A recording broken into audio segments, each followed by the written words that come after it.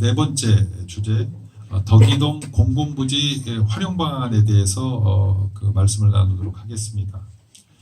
얼마 전 4단지 그 앵두 어린이집 옆 공공청사 부지에 대한 수요조사가 있었고 주민들은 그 공공청사 부지에 덕이동과 탄현동 경계 부근에 치우쳐 있는 행정복지센터를 앵두 어린이집 옆 공공청사 부지로 이전해 줄 것을 희망하였습니다. 행정복지센터는 주민들이 가장 많이 이용하는 곳이고 또 주민들이 편하게 갈 수 있는 곳이어야 하기에 이러한 주민들의 염원은 당연하다 할 것입니다. 또한 이 덕이동에는 이 넓은 지역에 파출소 지구대 하나가 없습니다.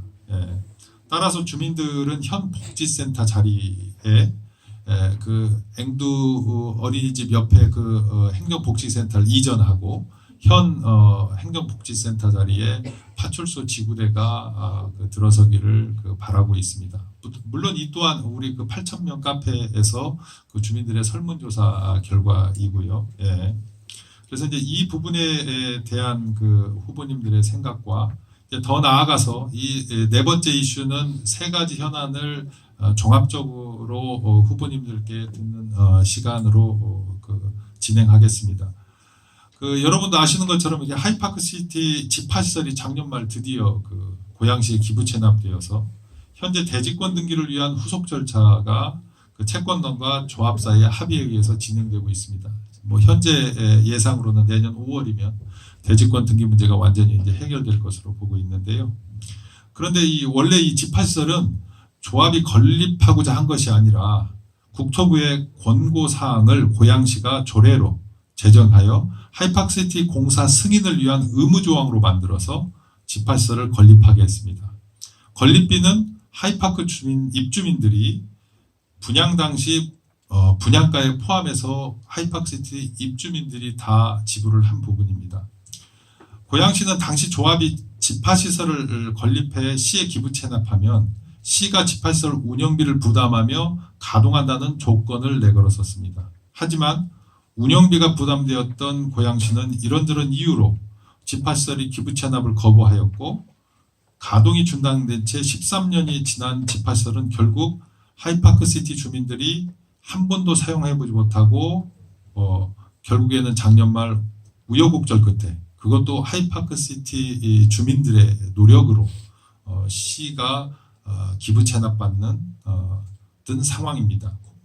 이 시점에서 여러 가지 문제가 있지만 우리가 주목해야 될 부분은 뭐냐면 고양시로 인해서 하이파크시티 입주민들은 240에서 500억에 해당하는 집합시설 건립 비용을 부담하고도 집합시설을 한 번도 이용하지 못하고 그냥 고양시에 기부 체납한 상태입니다. 이에 하이파크시티 주민은 현 집합장 부지를 주민을 위한 복합문화센터로 건립해 주기를 바라고 있습니다.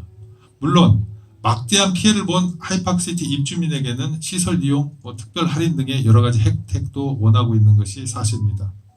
이 세 가지 사안, 앞서 말씀드린 행정복지센터의 앵두 어린이집 옆 공공청사 부지로의 이전, 현 부지에 파출소 지구대 설치, 그 다음에 집합장의 복합문화센터 설립, 이 부분을 주민들은 원하고 있는데 이에 대해서 양 후보님의 말씀을 듣도록 하겠습니다.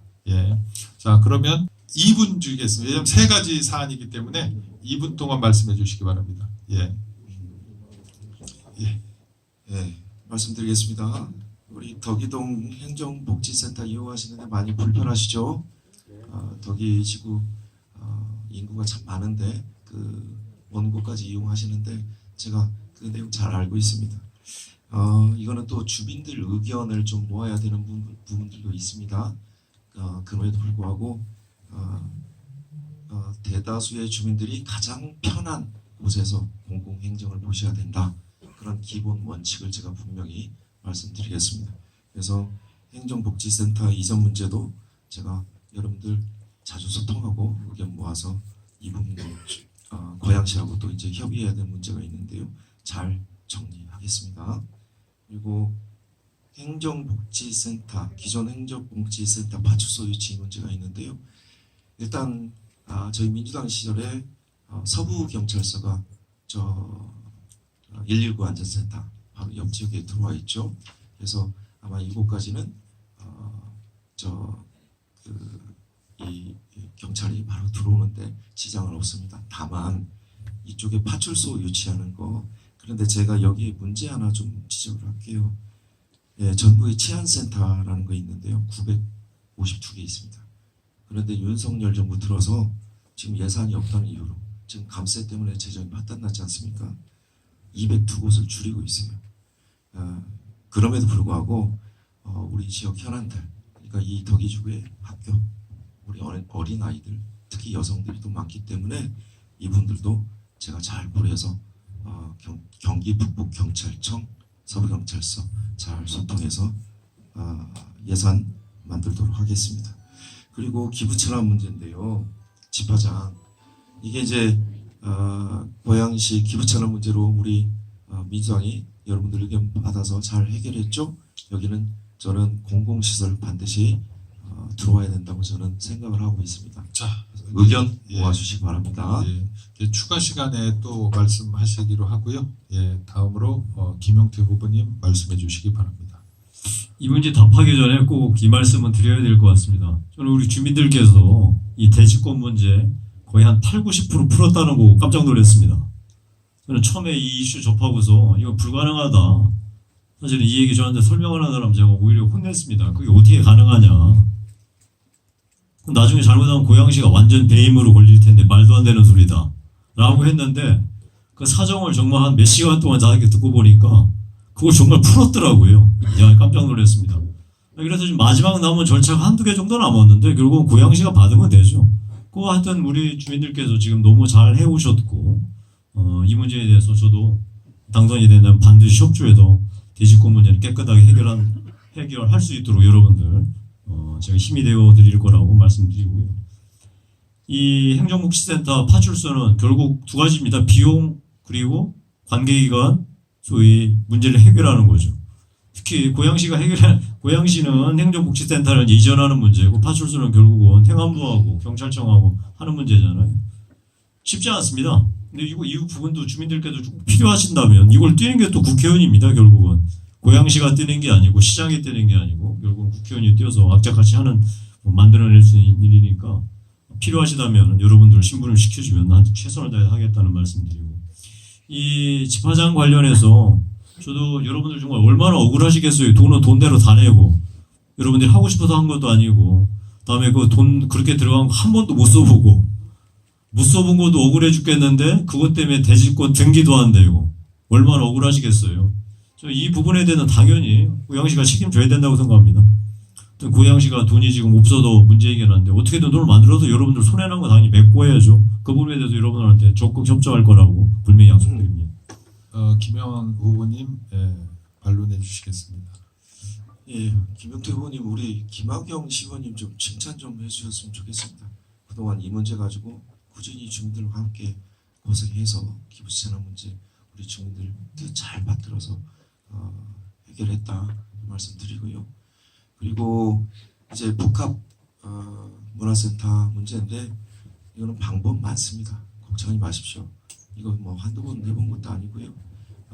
여러분들이 어떤 시설을 정확히 원하느냐, 이거는 주민 의견 모으는 것만 있으면 그게 수영장이 됐든 배드민턴장이 됐든 어떤 것이든 여러분들에게 공익적으로 우리 아이들을 위해서 꼭 필요한 사업이다 라고 한다면 예산 문제는 별 문제 아닙니다.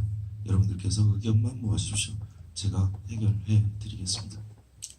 예, 문제 한번 제가 말씀드리고 저도 한번 해본 적이 있거든요. 이거 엄청 어렵더라고요.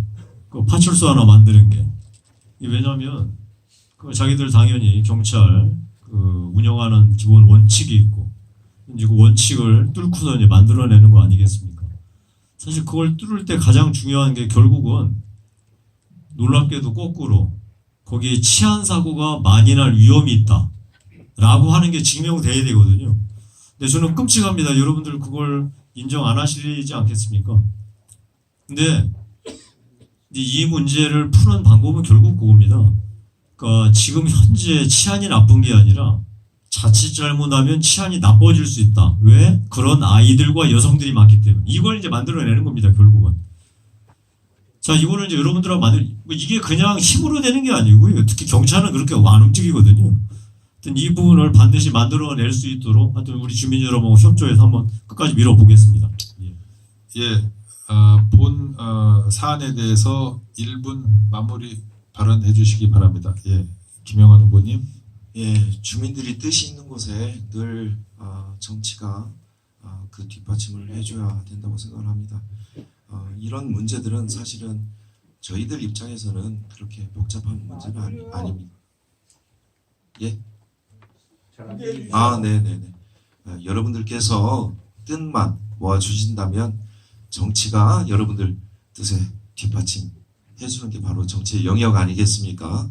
그래서 여러분들께서 아주 이런 그 지역의 현안들 관련해서는 언제든지 좀 저희들하고 소통하시면서 의견을 주신다면 별 문제 아니니까 걱정하지 마시고 전체 주민들의 좀 1안, 2안, 3안 정도의 의견을 좀 정리를 해 주십사.